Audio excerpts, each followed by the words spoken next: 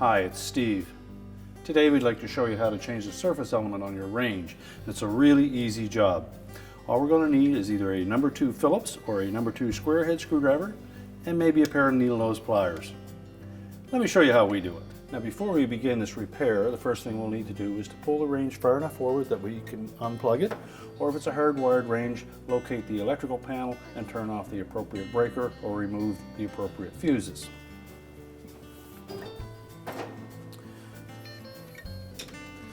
Now next, we're going to start by opening up the door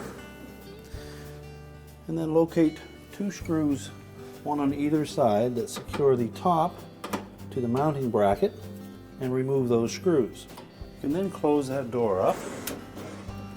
And we're next going to lift up on that main top, and it will hinge in the back corners. We'll raise it up to full height, and then we'll use something to prop that up so that we can work at it from the bottom side. I've just taken a small piece of plywood and made a little prop rod that will fit in under that cross bracket on the front and in underneath the lip on the front of the top. Now with the top properly supported, we're next going to remove the wires from the terminals on the element. Pull those all off, and if they're really tight, use your needle nose pliers and just grasp the terminal itself and remove it.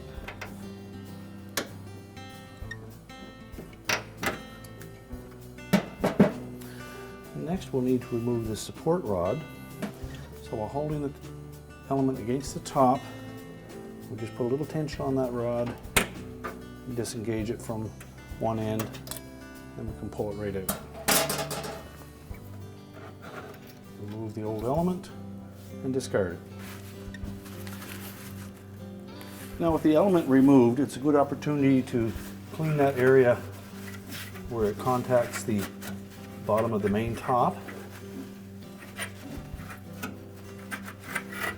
And just a regular glass cleaner will work fine to clean that area up.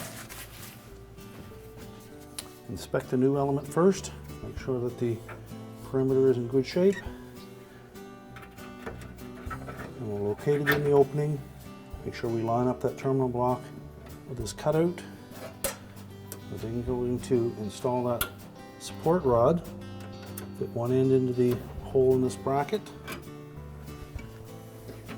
and then while putting a little bend in it, make sure it fits completely through that hook on the opposite end and holds the element secure to the top. We can then reinstall the wires and make sure that they fit on nice and snug, and also check them for any signs of arcing or corrosion and replace them if necessary. If they appear to be a bit loose, you just crimp them slightly with your needle nose pliers to ensure a good snug fit. We can then remove our temporary support rod. We'll lower the main top, and then we can reinstall the screws.